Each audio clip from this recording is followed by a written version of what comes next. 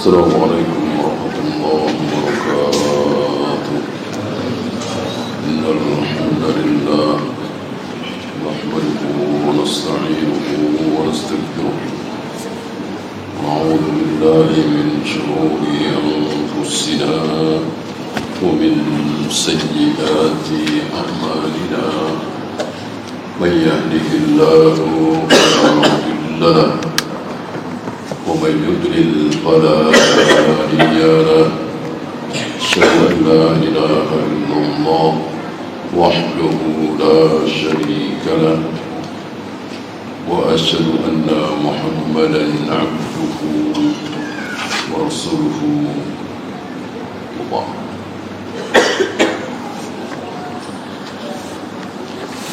kita sampai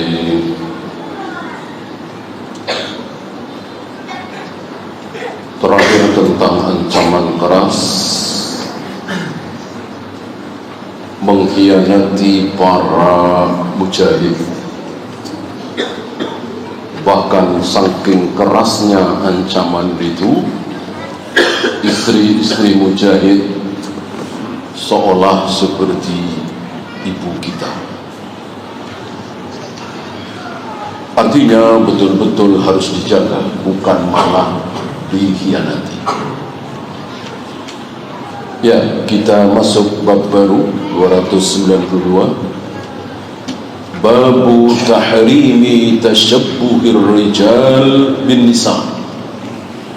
Bab tentang haramnya seorang laki-laki bertasyabbuh, menyerupai wanita.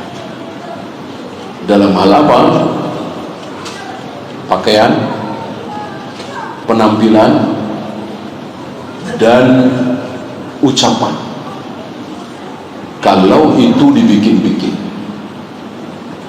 jika tidak dibikin-bikin seperti seorang sahabat, maka itu boleh. Bahkan Rasulullah memberikan perlakuan khusus kepada seorang sahabat bernama Hind, karena memang dia laki-laki yang tidak sempurna. Mungkin hari ini disebut banci, tapi tidak dibikin-bikin, memang seperti itu. Insyaallah ada di kiri kanan kita. Yang haram, yang dibikin-bikin, dia sengaja seperti itu. Ini yang masuk di bab ini. Dan sebaliknya, wa tasabbuhin nisa'i birrijal, seorang wanita yang bertasyabbuh, menyerupai laki-laki dalam hal pakaian, penampilan, dan seterusnya. Nah, di sini dikatakan fi libasin wa harakatin wa ghairi dzalik. Dan sekali lagi dibikin-bikin.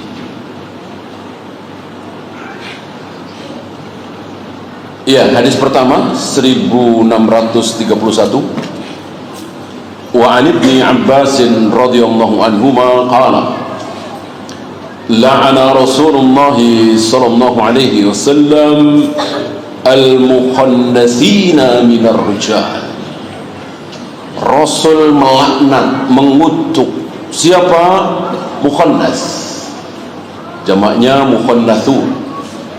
Kalau mansub atau majrur jadi mukhannasi, mufradnya, tunggalnya mukhannas.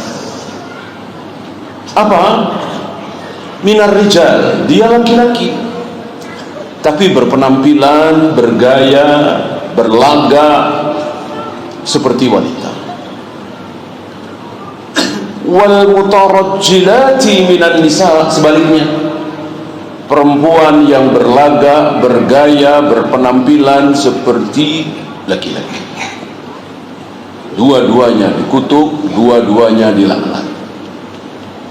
Yang pertama banyak, yang kedua sedikit. Sepertinya belum muncul di zaman Nabi. Kalau yang pertama sudah ada tadi ya. Yang kedua secara fitrah tidak ada. Artinya dia memang ingin aneh aja, wanita tapi ingin seperti laki-laki, kemudian dandanannya, penampilannya seperti laki-laki, padahal dia tidak ada kecenderungan ke situ. Beda dengan mukhannas. Mukhannas memang ada kecenderungan ke situ. Oleh karena itu Nabi memberikan perlakuan khusus.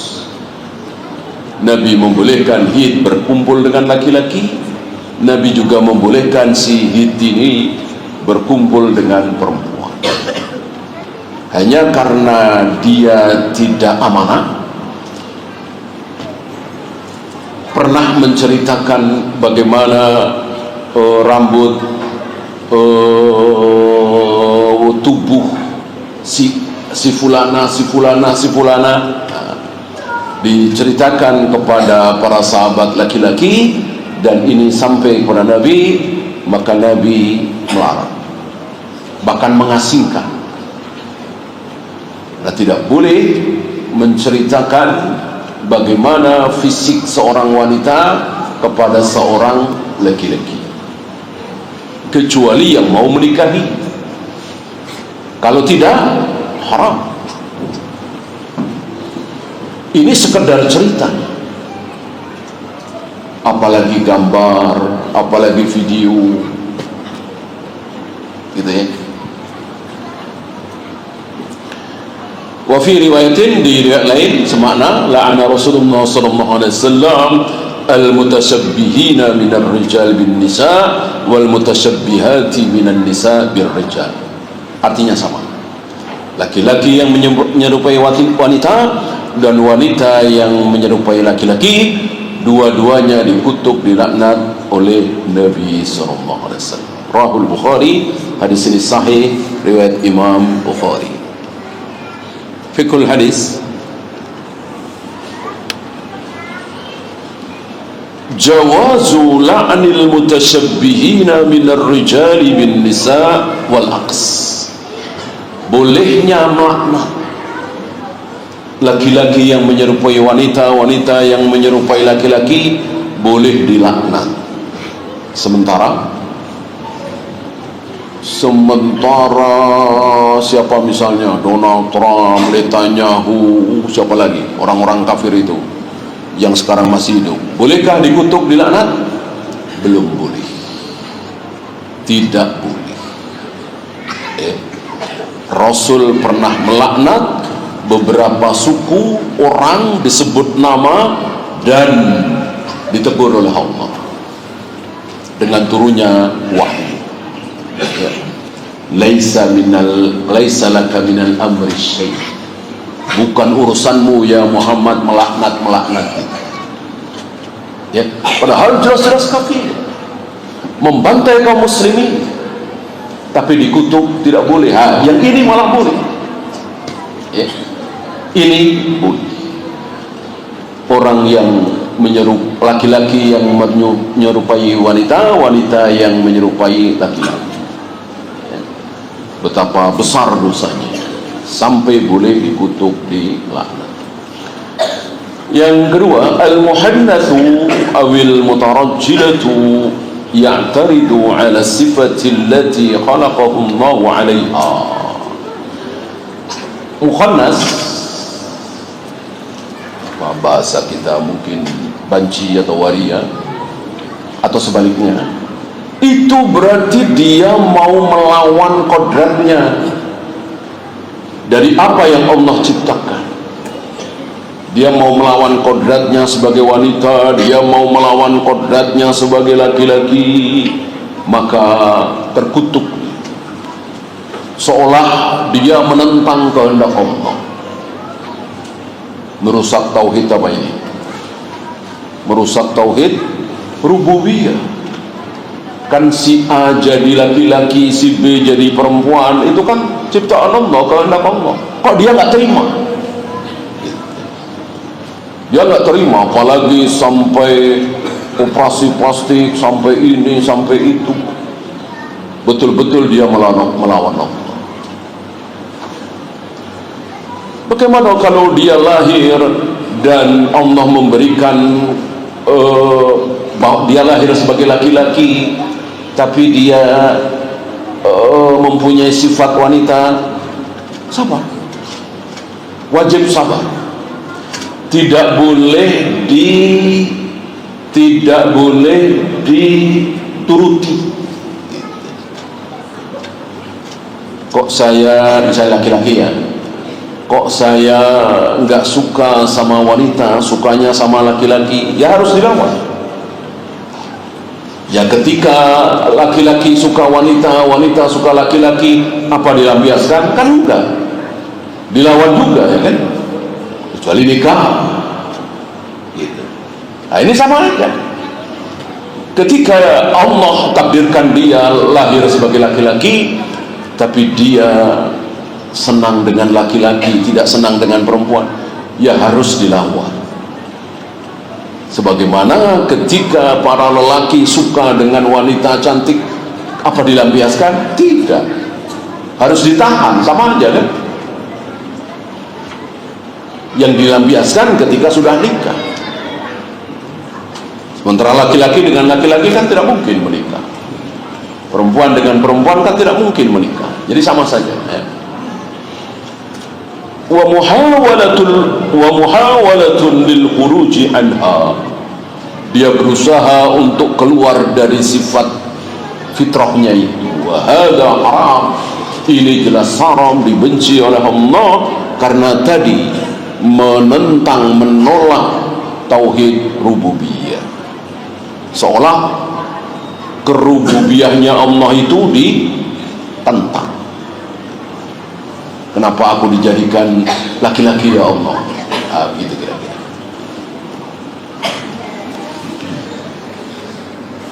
Ya, ini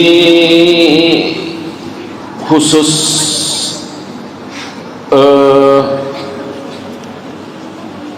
pakaian ya. Ini 1632. Wa an Abi Hurairah radhiyallahu anhu qala la'ana Rasulullah sallallahu alaihi wasallam ar-rajula, bahwa Rasulullah sallallahu alaihi wasallam mengutuk, melaknat seorang laki-laki yalbasu libsatal mar'ati, yang memakai pakaian wanita walaupun untuk lucu-lucuan, walaupun untuk menghibur orang. Laki-laki pakai rok misalnya, laki-laki pakai dasar misalnya, haram, walaupun sekedar lucu-lucuan. Sebaliknya, wal mar'atu talbasu libsatar rajul, Rasul juga mengutuk wanita yang laki-laki, wanita yang memakai pakaian laki-laki dan laki-laki yang memakai pakaian wanita ya. Apakah sifat wanita, apakah sifat pakaian di sini berdasarkan uraf? Al-jawab, iya. Iya. Sesuai dengan zaman, kondisional? Jawabnya, iya. Iya. Antum tahu salah satu pakaian para sahabat dan umumnya manusia di zaman itu, salah satu jenis pakaiannya adalah tuban. Tuban itu apa? Pakaian bawah yang sampai ke dengkul atau di atas dengkul sedikit ya. Tapi tidak ada potongannya seperti celana, bukan ya. Jadi kayak sarung gitu, tapi selutut atau di atas lutut dikit. Itu pakaian para sahabat waktu itu dan umumnya laki-laki. Kalau di kita sekarang disebut apa? Bukan sarung ya. Kalau sarung kan sampai di bawah lutut gitu kan, terus diikat ya. Pokoknya seperti itu ya. Mungkin antum pernah lihat bagaimana film-film zaman dulu ya, pasukan Romawi misalnya, laki-laki pakai pakaian seperti itu. Kalau di kita sekarang ini mirip apa? Hah? Iya, rok kan, roknya wanita itu pakaian para sahabat ya. Nabi nggak melarang, Allah dan Rasulnya nggak melarang, karena memang secara uruf itu pakaian laki-laki hari itu. Wanita nggak ada pakaiannya seperti itu. Wanita walaupun kafir itu pakaiannya panjang hari itu ya, walaupun kafir ya, bentuknya jelas beda lah. Kalau laki-laki banyak seperti itu. Bahkan itu salah satu pakaian sahabat seperti itu. Ada gamis, ada jubah, ada izar, ada tuban ya. Dengan demikian pakaian yang dimaksud di sini adalah sesuai keadaan ya.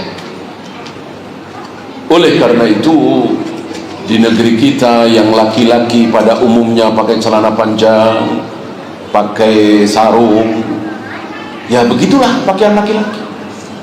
Oke. Nah, sekarang aja banyak yang pakai gamis kayak antum, ya kan? 40 tahun yang lalu, 50 tahun yang lalu, hampir-hampir nggak ada. Itu pakaian laki-laki di Mekah, Madinah, Saudi. Gitu. Nah, jika dipakai 40 tahun yang lalu, 50 tahun yang lalu, barangkali orang-orang akan bilang pakai apa? Pakai daster, ya kan? Pakaian wanita. Gitu. Karena memang tasyabuh dengan perempuan, pakaian perempuan atau pakaian laki-laki, ya bagaimana uruf keadaan. Ya. Oleh karena itu yang dulu tasyabuh sekarang sudah tidak tasyabuh lagi. Mungkinkah? Mungkinkah? Mungkin 40 tahun yang lalu, 50 tahun yang lalu barangkali pakai gamis seperti antum dikatakan pakai daster, memang pakaian wanita seperti itu kan.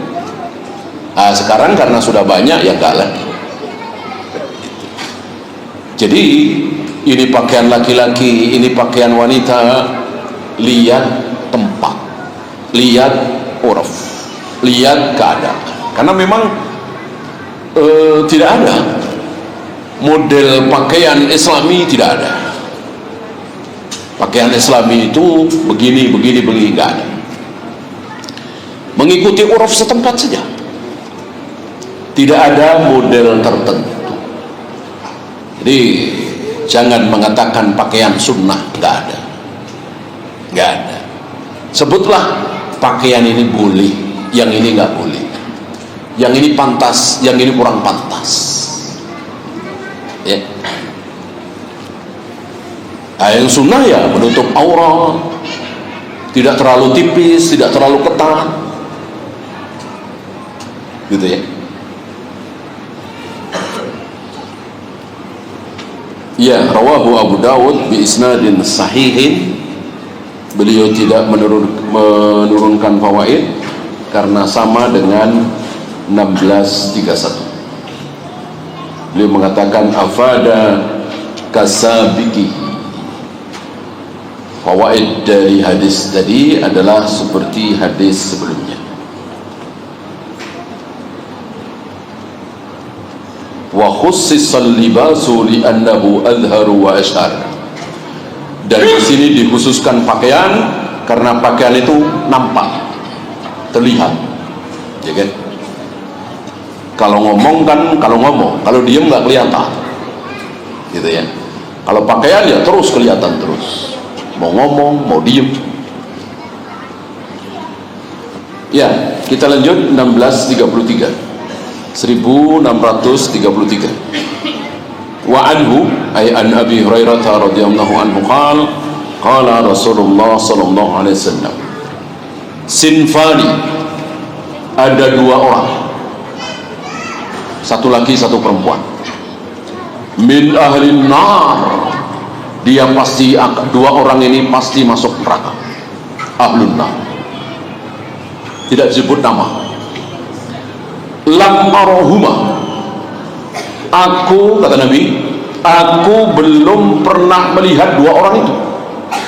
Berarti di zaman Nabi belum ada ya. Mungkin zaman tabi'in belum ada juga, zaman atba'ut tabi'in sepertinya belum ada. Adanya sekarang ya.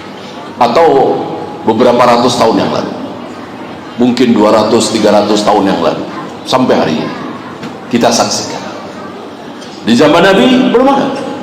Maka Nabi mengatakan lam arahuma, aku belum pernah menyaksikan dua orang calon penghuni neraka itu.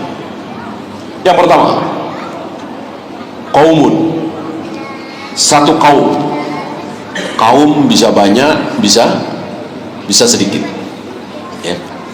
Kaum sama dengan umat, bisa banyak, bisa sedikit. Bahkan Nabi Ibrahim dibilang apa? Kana ummatan. Nabi Ibrahim adalah satu umat, padahal satu orang ya. Ma'ahum siyatun, orang ini atau sekelompok orang ini selalu memegang saut. Siyat jamak dari saut, pecut, cambuk, senjata. Ka'aznabil baqar, seperti ekor sapi. Ekor sapi. Mereka memegangi cambuk seperti ekor sapi.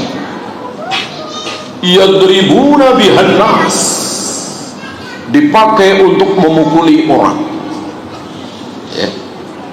Berarti pasti mereka ini penguasa, raja, presiden yang zalim. Siapa yang tidak disukai, siapa yang tidak nurut, siapa yang tidak tunduk, dicambuk. Suka-suka dia. Pemimpin zalim. Ya, tentu tidak sampai di situ ya. Mungkin hartanya dirampas, bahkan mungkin wanitanya dirampas, dikerja paksa, dan seterusnya. Dengan kalimat ringkas, Nabi hanya mengatakan mereka selalu memegangi cambuk, dipakai untuk memukuli orang-orang. Itu yang pertama, yang laki-laki. Yang kedua, wanisaun kasiyatun ariyatun mumilatun mailatun. Ada beberapa sifat. Yang kedua ini perempuan. Perempuan ini berpakaian, artinya tidak bertelanjang bulan. Tapi ariyatun, tapi telanjang juga, artinya pakaiannya tidak sempurna. Berpakaian tapi kelihatan dengkulnya, pahanya, setengah dadanya, lehernya, rambutnya, padahal itu semua kan aurat. Ini makna dari kasiyatun ariyatun, ataupun pakaian apapun yang menampakkan aurat. Bisa saja pakaiannya itu menutupi seluruh kulitnya, tetapi terlalu ketat ya. Antum tahu aurat bukan cuman kulit, tapi kulit dan bentuk. Jadi bentuk tubuh kita ini, apalagi bentuk tubuh wanita, aurat apa tidak? Aurat. Bukan cuman kulit. Artinya walaupun kulit tertutup rapat, tapi bentuk tidak tertutup. Jadi betul-betul bentuk tubuhnya itu nampak. Bentuk dadanya, bentuk perutnya, bentuk pantatnya, bentuk pahanya, bentuk lututnya, betisnya nampak semua. Apakah dia sudah menutup aurat? Belum.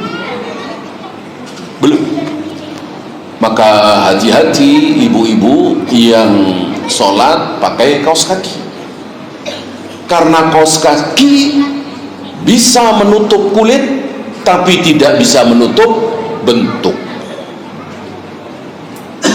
Telapak kaki wanita aurat bukan?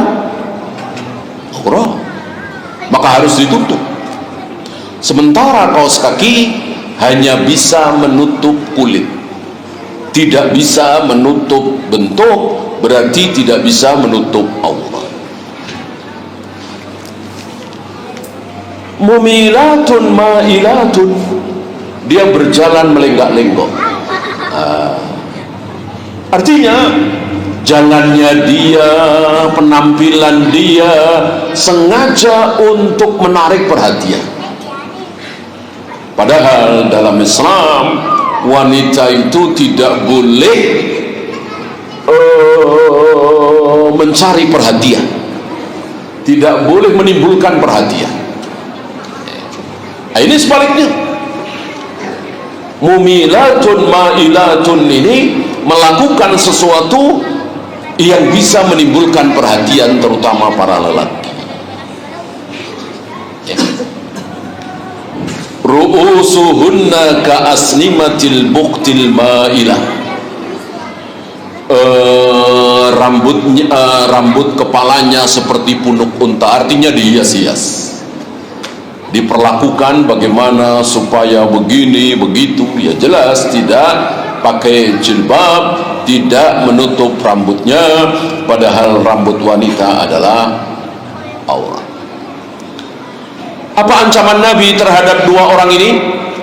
La yadkhulnal jannata. Dua orang ini, dua jenis manusia ini tidak akan masuk surga. La yadkhulnal jannata, tidak akan masuk surga.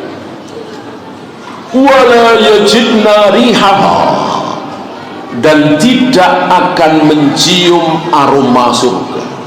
Berarti jauh sekali. Tidak masuk surga, tapi 10 meter, 100 meter dari surga tentu mencium bau surga. Karena wanginya surga itu semerbak sampai wa inna rihaha la yujadu min masirati kada wa kada. Jauh sekali, entah berapa ribu kilometer tercium aroma surga. Sebagaimana ketika Allah pertama kali menciptakan surga, Allah panggil para malaikat, dan para malaikat berpendapat tidak ada manusia yang tidak masuk surga. Pertama kali menyaksikan keindahan dan kemewahan, kelezatan surga, malaikat berpendapat tidak mungkin ada manusia yang tidak masuk surga, pasti masuk surga semua. Kenapa? Karena baru mencium aroma dari kejauhan, melihat keindahan dari kejauhan, pasti mendekat. Ketika sudah dekat, masuk. Gitu ya. Tetapi surga yang luar biasa indah itu oleh Allah ditutup. Hujibatil jannatu bil makari. Ditutup dengan apa? Dengan apapun yang tidak mengenakkan. Ada sampah di situ, ada bau busuk di situ, ada najis di situ, ada pokoknya yang nggak enak. Ya, sampai ketutup. Surga yang tadinya indah luar biasa tertutup oleh bau anyir, nggak enak, sampah. Sampai malaikat mengatakan, kalau begini barangkali tidak ada manusia yang akan masuk surga. Kenapa? Karena baru mencium busuknya dari kejauhan pasti lari, baru melihat buruknya dari kejauhan pasti langsung lari. Gimana mau masuk surga? Oleh karena itu para imam mengatakan kita harus merubek-rubek gitu. hijab yang Allah tutupkan ke surga itu harus kita robek-robek hijab itu, karena di balik hijab itu ada keindahan yang luar biasa, kenikmatan yang luar biasa, maka kita robek-robek. Artinya apa? Kalau kita berat untuk melangkahkan kaki ke masjid sholat berjamaah, paksakan. Kalau kita merasa berat untuk bangun malam sholat tahajud, paksakan. Kalau kita merasa berat untuk memberikan 1 juta, 2 juta, padahal uang kita 20 juta, 30 juta, paksakan. Dan seterusnya, dan seterusnya. Kita robek-robek. Berat untuk baca Al-Quran karena udah kebiasaan nonton yang lucu-lucu, yang seru-seru, paksakan.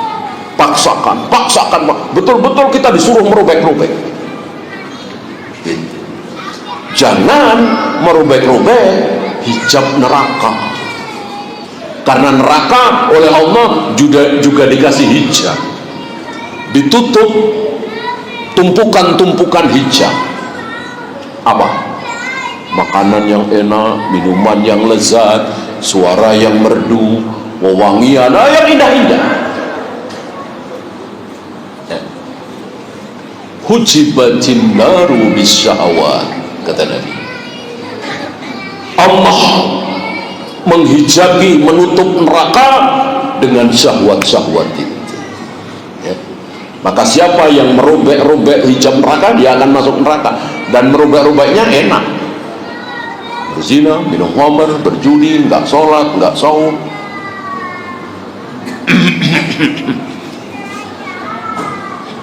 Ya, rawahu Muslim, hadis ini sahih riwayat Imam Muslim. Fikul hadis yang pertama, hadzal haditsu min dalail nubuwwatihi sallallahu alaihi wasallam. Ini salah satu hadis yang merupakan dalailun nubuwah, menunjukkan nubuatnya Nabi. Apa bahasa kita? Ramalan. Bahasa kita ramalan, tetapi wahyu, bukan seperti orang-orang meramal itu. Ramalan Nabi pasti terjadi dan kita saksikan. Nabi nggak melihat, Abu Bakar nggak melihat, Umar nggak lihat, barangkali sampai Abdullah bin Mubarak, Sufyan bin Uyainah, Sufyan Ats-Tsauri nggak lihat. Kita lihat apa yang disabdakan oleh Nabi SAW. Dan memang setiap zaman itu, setiap generasi itu hampir-hampir selalu ada sabda Nabi yang dilihat oleh kaum muslim. Ada aja, selalu ada. Termasuk hari kita sedang melihat salah satu sabda Nabi yang disabdakan 1400 tahun yang lalu, kita saksikan hari ini, atau bahkan kita lakukan. Ketika antum ketemu dengan orang yang tidak dikenal di depan masjid, di depan lift, ya, nggak ngasih salam, berarti antum sedang melakukan apa yang disabdakan oleh Nabi alaihi salatu wassalam 1400 tahun yang lalu, bahwa nanti di akhir zaman kaum muslimin memberikan salam hanya kepada yang dia kenal saja. Kalau nggak kenal, nggak ngasih salam. Itu sedang kita amalkan. Oleh karena itu justru kita jangan mengamalkan. Artinya kenal nggak kenal kita kasih salam. Ya. Jangan sampai kita seperti orang-orang awam hanya memberikan salam kepada yang dikenal. Yang kedua, tahrimul libasid dayyiq wasyufufi alladhi yasiful aurata au yujassimuha. Haramnya berpakaian terlalu sempit atau tipis sehingga bisa menampakkan aurat, au yujassimuha, atau menjisimkan, menampakkan bentuknya seperti tadi. Walaupun kulit tertutup, tapi bentuk tidak tertutup, maka itu termasuk aurat. Tahrimu auni zulmati ala zulmihi, haramnya menolong orang zalim atas kedolimannya. Atas kedolimannya.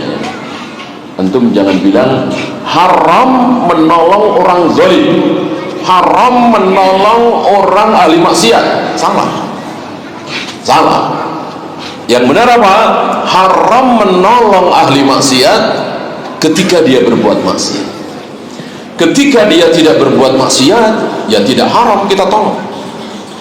Ya.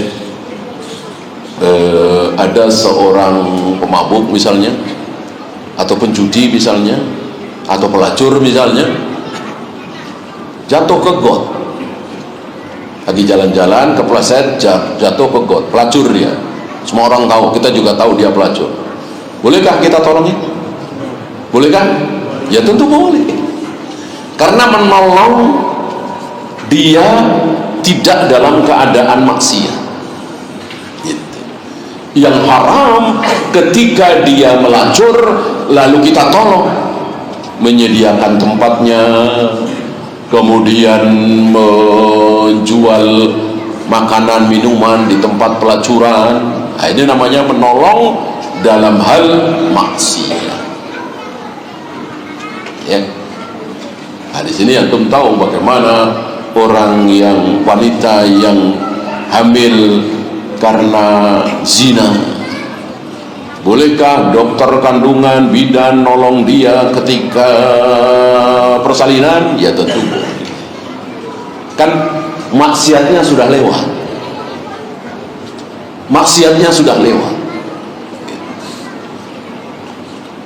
tidak termasuk ta'awun. Seperti orang akad riba. Nanti begini ya, nanti gini, pokoknya akad riba selesai. Nah, akadnya ini udah selesai. Riba itu haramnya di mana sih? Di akad. Gitu. Bukan pinjem 1 juta baliknya 1,3, enggak. Kalau itu tanpa akad kan halal. Saya pinjem ke antum 1 juta, ya tentu mengembalikan 1 juta juga ya kan akadnya. Tapi ketika saya mengembalikan, saya lebihin 200.000 misalnya, 300.000 sebagai tanda terima kasih, boleh kan? Boleh kan? Boleh. Jadi haramnya riba itu di akad. Gitu. Akadnya itu haram. Ketika akad itu sudah lewat, ya sudah. Gitu. Termasuk ini.